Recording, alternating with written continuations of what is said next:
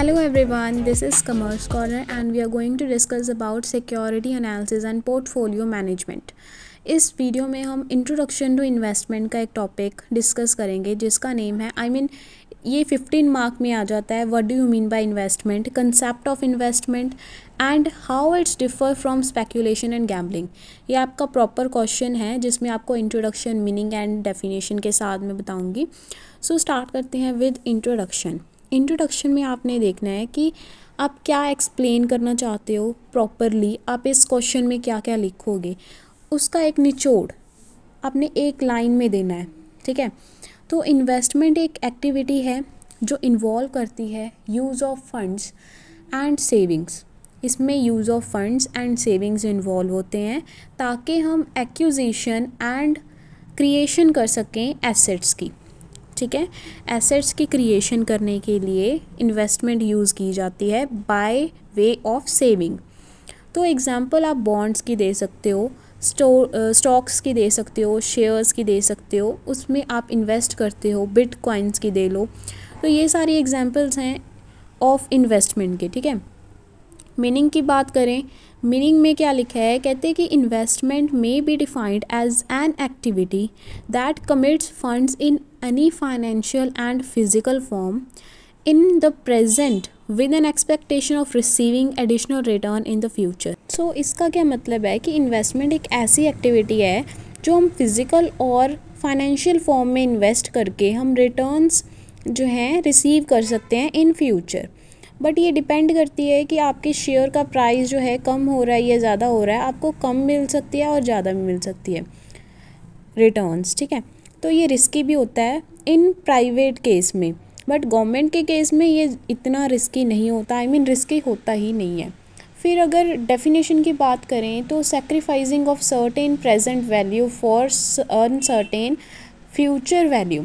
इसका मतलब है कि हम सैक्रिफाइस कर रहे हैं किसी भी प्रेजेंट वैल्यू की, हम इन्वेस्ट करते हैं। ठीक है, मंथली हो सकता है, क्वार्टरली हो सकता है, किसी भी कंपनी में इन्वेस्ट करें तो अनसर्टेन वैल्यू के लिए कर रहे हैं जो हमें पता नहीं है अभी तक, जो हमें रिटर्न मिलने वाली है। उसके बाद features and characteristics of investment. Features and characteristics की बात करें तो हमारा फर्स्ट फीचर आता है रिस्क फैक्टर। रिस्क फैक्टर में देखो, जितना ज़्यादा लॉन्गर मैच्योरिटी पीरियड होगा उतना ही ज़्यादा रिस्क होगा। बट इन केस अगर गवर्नमेंट सिक्योरिटी है या बैंक डिपॉजिट्स हैं, वहाँ पे रिस्क कम होगा। ठीक है, लॉन्गर में ज़्यादा होगा और कोई भी इन्वेस्टर वहीं पे इन्वेस्ट करेगा जहाँ पे सिक्योरिटीज़ जो हैं लेस रिस्कियर हैं। ठीक है, एंड एक्सपेक्टेशन ऑफ रिटर्न यानी कि जो इन्वेस्टर है वो वहाँ पे इन्वेस्ट करता होता है जहाँ पे रेट ऑफ रिटर्न जो है वो ज़्यादा हो। ठीक है, उसे ज़्यादा रिटर्न मिले, ये ना हो कि लेस रिटर्न मिल रही है वो फिर भी वहीं पे ही इन्वेस्ट कर रहा है। ठीक है, return from an investment depend करती है नेचर ऑफ इन्वेस्टमेंट पे, मैच्योरिटी पीरियड पे and host of other factors पे। तो ये था हमारा कि वो कैसे एक्सपेक्ट करता है रिटर्न को। ठीक है, फ्रॉम इन्वेस्टमेंट से। फिर नेक्स्ट हमारा पॉइंट आता है सेफ्टी। अब सेफ्टी में क्या है कि जो इन्वेस्टर है वो चाहता है कि उसे जो लास्ट में रिटर्न होती है इन्वेस्टमेंट की वो बिना किसी टाइम वेस्टिंग के मिले एंड उसका जो है रिस्क भी कम हो। ठीक है, उसे सेफली मिल जाए उसकी अमाउंट। एंड इसके एग्जांपल आप लिख सकते हो कि गवर्नमेंट जो सिक्योरिटीज़ होती हैं वो विद सेफ्टी होती हैं। नेक्स्ट पॉइंट है हमारा कि इन लिक्विडिटी का मतलब है जो इजीली सेलेबल हो या मार्केटेबल हो without loss of money and without loss of time, उसे हम लिक्विडिटी कहते हैं। And easily converted into cash.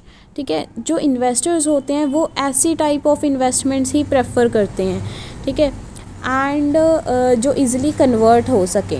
Deposits जो हैं वो इजीली कन्वर्ट नहीं होते हैं, नॉट मार्केटेबल होते हैं।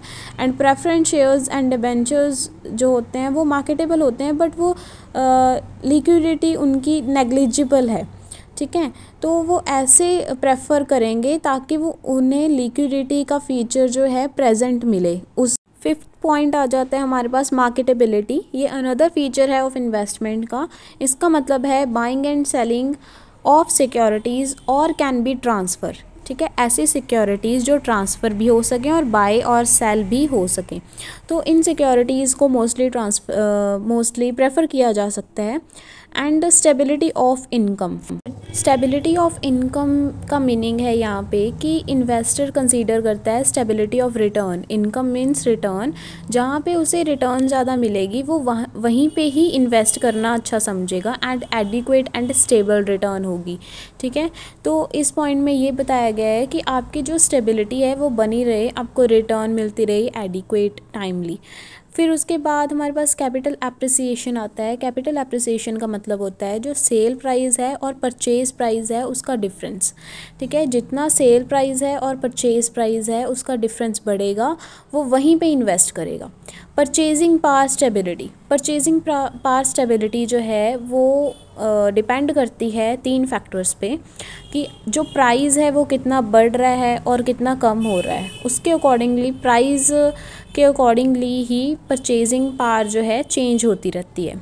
ठीक है, एंड सेकंड फैक्टर आता है कि आपको कितना लॉस हो रहा है, कितना गेन हो रहा है उस इन्वेस्टमेंट में। फिर आपकी फैमिली कंसीडरेशन के अकॉर्डिंग भी आपकी परचेजिंग पावर चेंज होती रहती है। नेक्स्ट पॉइंट है टैक्स बेनिफिट्स एंड कंसेशंस।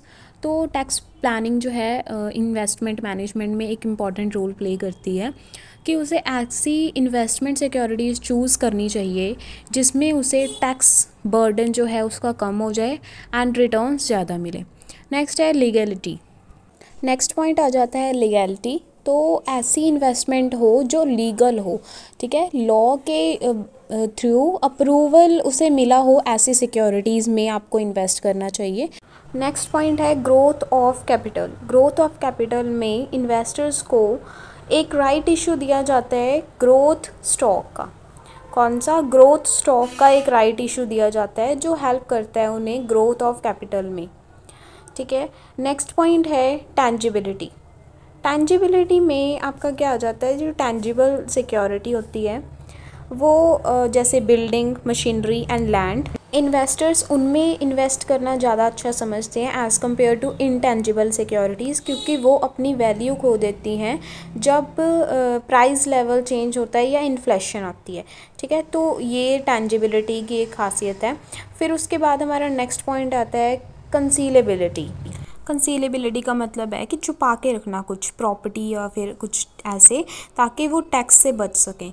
ठीक है, अब फाइनेंशियल एसेट्स में ऐसे नहीं होता, फिजिकल एसेट्स में होता है। अब हम पढ़ेंगे कंसेप्ट ऑफ इन्वेस्टमेंट्स क्या होते हैं। कंसेप्ट्स ऑफ इन्वेस्टमेंट में हमारे पास 4 कंसेप्ट्स आते हैं इन्वेस्टमेंट में, जिसमें आपको अलग अलग सेंस में इन्वेस्टमेंट को समझाया गया है। ठीक है, यहाँ पे 4 कंसेप्ट्स हैं ऑफ इन्वेस्टमेंट के, एंड फर्स्ट कंसेप्ट है इकोनॉमिक इन्वेस्टमेंट, फिर उसके बाद जनरल इन्वेस्टमेंट, बिजनेस इन्वेस्टमेंट, फिर फाइनेंशियल इन्वेस्टमेंट। तो ये 4 इन्वेस्टमेंट्स आपको शो की गई हैं। फिर उसके बाद इनमें क्या होता है, इकोनॉमिस्ट इन्वेस्टमेंट में इकोनॉमिस्ट की डेफिनेशन आएगी, फिर जनरल पब्लिक की, एंड देन बिजनेस में बिजनेस वर्ड एंड बिजनेसमैन्स की, एंड फाइनेंशियल में फाइनेंशियल सेंस में आपको डेफिनेशन दी जाएगी ऑफ इन्वेस्टमेंट की। ठीक है, यहाँ तक आई थिंक हो गया होगा क्लियर। फिर उसके बाद फर्स्ट है इकोनॉमिक इन्वेस्टमेंट। इकोनॉमिक इन्वेस्टमेंट में जो इकोनॉमिस्ट की डेफिनेशन है उसको प्रेफर किया गया है। इसमें क्या क्या कहा गया है कि जो कैपिटल गुड्स होती हैं उनको परचेज़ करके रखना, ना कि कंज्यूम करना। कंज्यूम मीन्स यूज़ नहीं करना, जस्ट परचेज़ करके रखना। Instead use in future production में, ताकि उनकी यूज़ की जा सके। सो यहाँ पे एग्जांपल दी गई है कि tangible assets and intangible. Tangible goods जैसे कंस्ट्रक्शन की, फैक्ट्री की, ब्रिज की, ये यहाँ पे आएगा इन्वेस्टमेंट में। एंड ट्रेनिंग दे रहे हैं या ट्रेनिंग ले रहे हैं तो वहाँ पे भी इन्वेस्टमेंट की जा रही है। फिर उसके बाद हमारा जनरल इन्वेस्टमेंट आती है। जनरल इन्वेस्टमेंट में ऐसी इन्वेस्टमेंट है जो जनरल पब्लिक के थ्रू दी जाएगी। जनरल पब्लिक क्या कह रही है, क्या जनरल इन्वेस्टमेंट में क्या होता है कि यहाँ पे कोई रेट ऑफ रिटर्न नहीं मिलता, ना ही फाइनेंशियल रिटर्न, ना ही कैपिटल ग्रोथ होती है। ठीक है, यहाँ पे एग्जांपल हो सकती है एक कार की। जनरल पब्लिक के अकॉर्डिंगली कहते हैं कि कार में अगर वो इन्वेस्ट करेंगे तो वो इन्वेस्टमेंट है। ठीक है, बल्कि उन्हें कोई रेट ऑफ रिटर्न नहीं मिल रहा, ना ही कोई फाइनेंशियल रिटर्न और कैपिटल ग्रोथ एक्सपेक्टेड, कुछ भी नहीं मिल रहा, फिर भी वो मानते हैं कि कार में अगर वो इन्वेस्ट करेंगे वो इन्वेस्टमेंट है। ठीक है, फिर उसके बाद हमारा पॉइंट आता है बिजनेस इन्वेस्टमेंट का। सो हमारा नेक्स्ट आता है बिजनेस इन्वेस्टमेंट। बिजनेस इन्वेस्टमेंट में आपको टेंजिबल एंड इनटेंजिबल एसेट्स मिलेंगे। टेंजिबल वो होते हैं जिसे आप टच कर सकते हो, जैसे मशीनरी होगी, बिल्डिंग हो गई, प्लांट, ठीक है। एंड इनटेंजिबल जिन्हें आप टच नहीं कर सकते, जैसे copyright claims and patents and goodwill, ठीक है। और जो डिसीज़न लिए जाते हैं इन्वेस्टमेंट के लिए उन्हें हम कैपिटल बजटिंग डिसीजंस कहते हैं। और ये जो मनी पुट की जा सकती है प्राइवेट बिजनेसेस में, उन्हें हम बिजनेस इन्वेस्टमेंट भी कहते हैं। फिर फाइनेंशियल इन्वेस्टमेंट वो होती है जहाँ पे आप परचेज़ करते हो सिक्योरिटीज़ और any other asset from capital market और मनी मार्केट। एंड ये प्रॉपर्टी की एग्जांपल है गोल्ड, सिल्वर, रियल प्रॉपर्टीज़, ठीक है। यहाँ पे आप परचेज़ करते हो सिक्योरिटीज़ एंड कोई भी फाइनेंशियल एसेट, जहाँ पे एग्जांपल दे सकते हो गोल्ड, सिल्वर, रियल प्रॉपर्टीज़ की, ठीक है। फिर हमारे पास आता है कि फाइनेंशियल इन्वेस्टमेंट्स में आगे फर्दर क्लासिफिकेशन क्या है, ठीक है। सो आगे है फाइनेंशियल इन्वेस्टमेंट को क्लासीफाई किया जा सकता है 4 पॉइंट्स के under. Investment in term of personal finance में जस्ट आपने एग्जांपल दे देनी है कि आप यहाँ पे जो इन्वेस्टमेंट है वो फॉर बाइंग शेयर्स है एंड म्यूचुअल फंड्स के साथ रिलेट कर रही है, ठीक है। और कैपिटल रिस्क यहाँ पे इन्वॉल्व होगा। फिर उसके बाद रियल इस्टेट की बात करें, जैसे रियल इस्टेट का मतलब है कोई भी चेंजेस लेके आने लैंड में, जैसे कोई रेजिडेंशियल, कमर्शियल या इंडस्ट्रियल वे से, ठीक है। तो यहाँ पे क्या है, कैपिटल रिस्क यहाँ पे इन्वॉल्व होता है और लीज पे दे सकते हो कोई भी प्रॉपर्टी है या ऑनरशिप है। अगर कमर्शियल की बात करें तो यहाँ पे जो प्रॉपर्टी होती है वो आप रेंट पे देते हो। कमर्शियल मीन्स आप खुद यूज़ नहीं कर रहे हो उसे, ठीक है, किसी को दे रहे हो रेंट पे, या फिर फॉर बिजनेस पर्पस हो सकता है। उसके बाद रेजिडेंशियल जो है रिस्क, रियल इस्टेट का मतलब है यहाँ पे कि यहाँ पे आप अपना हाउस खरीद रहे हो, ठीक है, आप यहाँ पे कमर्शियल यूज़ नहीं कर रहे हो, ना ही आप बिज़नेस यूज़ कर रहे हो। तो ये रेजिडेंशियल, कमर्शियल, रियल इस्टेट, ये इसी के साथ हमारा कंसेप्ट ऑफ इन्वेस्टमेंट के पॉइंट्स कंप्लीट होते हैं, economic, journal, business and financial. And हम स्टार्ट करेंगे अब difference between investment and gambling. Investment और गैम्बलिंग का फर्स्ट ऑफ ऑल स्टार्टिंग में ही पॉइंट लिखना है कि मीनिंग क्या है। फर्स्ट पॉइंट है एक meaning.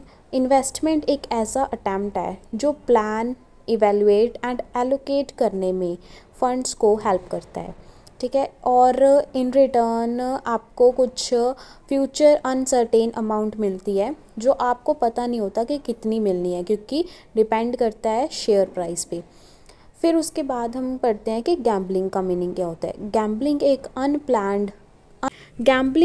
Unplanned and unsystematic activity है जिसमें आपको रिस्क की कोई नॉलेज नहीं होती कि कितना होगा, एंड हाई रिस्क पे हो सकता है, एंड ये एक्साइटमेंट में की जाने वाली एक्टिविटी है। फिर आप गैम्बलिंग का नॉर्मल मीनिंग होता है कि जुआ खेलना, ठीक है। अब पर्पस क्या है, investing is a business. So investing क्या है, एक बिज़नेस है, and on the other hand वो एंटरटेनमेंट है, गैम्बलिंग। रिसर्च की ज़रूरत इन्वेस्टमेंट में पड़ती है एंड गैम्बलिंग में ना के बराबर पड़ती है। फिर उसके बाद अप्रोच जो है, इन्वेस्टमेंट एक सिस्टमेटिक अप्रोच है एंड गैम्बलिंग एक अनसिस्टमेटिक अप्रोच है। फिर motivation, investment activities not motivate solely by entertainment और कंपल्शन। एंटरटेनमेंट और कंपल्शन के बेस पे इन्वेस्टमेंट नहीं की जाती, but on the other hand gambling की जा सकती है। एंड स्टेटस की बात करें तो इन्वेस्टमेंट जो है एक गुड थिंग है, आपकी कैपिटल इंक्रीज़ होगी एंड फ्यूचर में आपको हेल्पफुल रहेगा ये। एंड अगर बात करें गैम्बलिंग की, गैम्बलिंग एक बैड थिंग है and it's not clearly making a positive contribution तो बिल्कुल नहीं देती है ये, ठीक है। एंड अगर गोल की बात करें तो इन्वेस्टमेंट का एक स्पेसिफिक गोल होता है। उसके बाद अगर गैम्बलिंग की बात करें तो गैम्बलिंग का कोई स्पेसिफिक गोल नहीं होता है, फिर उसके बाद हमारा आता है रिस्क। जो इन्वेस्टर्स हैं वो रिस्क टेकिंग नहीं होते हैं, मतलब कि वो रिस्क से बचना चाहते हैं। एंड गैम्बलर्स ऐसे होते हैं कि उनको जितना मर्जी रिस्क दे दो वो फिर भी वही चीज़ करेंगे, ठीक है। तो ये रिस्क सीकर्स होते हैं।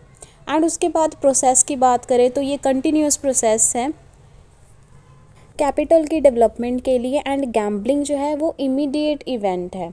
उसके बाद सर्कमस्टांसेस की बात करें तो हमारा सर्कमस्टांसेस में इन इन्वेस्टमेंट में ऑड्स जो है, जैसे प्रोबेबिलिटी जीतने की या पैसे आ रहे हैं, कितने बार आप वो जीत रहे हो उस पैसे को, तो वो इसमें फेवरेबल हैं और गैम्बलिंग में अनफेवरेबल हैं, क्योंकि उसमें हार भी सकते हैं। एंड रिलेशनशिप की बात करें तो इन्वेस्टमेंट जो है उसमें बैलेंस रिटर्न और रिस्क में आप बैलेंस बना सकते हो, एंड उसमें नहीं बना सकते, वो पॉसिबल ही नहीं है। फिर रोल ऑफ इमोशंस की बात करें तो यहाँ पे in investment emotion such as greed and fear play no role, ठीक है। भूख और डर जो है यहाँ पे कोई रोल प्ले नहीं करता, but on the other hand gambling में ये प्ले करता। सो नेक्स्ट है हमारा इन्वेस्टमेंट एंड स्पेकुलेशन का डिफरेंस। इसमें हम फर्स्टली मीनिंग ही लिखेंगे, जैसे ऊपर लिखा था। इन्वेस्टमेंट का मीनिंग आप ऊपर से उठा लेना। स्पेकुलेशन का मतलब होता है कि सट्टेबाजी करना, एंड गैम्बलिंग का मतलब होता है जुआ, ठीक है। और ये लाइक गैम्बलिंग ही होता है, and it involves a lot of risk होता है, जिसमें जो इन्वेस्टर्स हैं वो काफ़ी सारे पैसे हार जाते हैं।